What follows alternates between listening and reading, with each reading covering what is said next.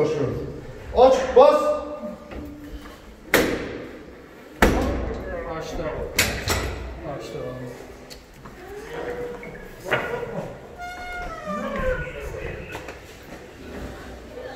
Korkma, korkma, korkma. Korkma, korkma, korkma.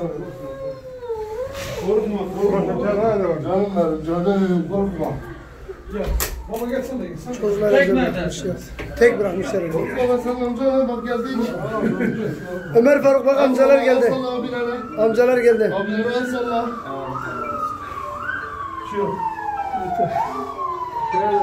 Bu taşlara sen mi Tamam. Bunlar da Yukarı gelmesin. Çok. Dur. Dikkat et. Ömer Faruk elin kesilmişti. Dikkat et. Elle avu. Bir şey olmaz. Bir şey olmaz. Bir şey olmaz. Bir şey olmaz. Canım benim, sen benden gel. Tamam baba. Burada kimse kalmaz. Başka kimse var mı burada? Yok başka kimse yok. İki çocuk. Aynen. Elinde.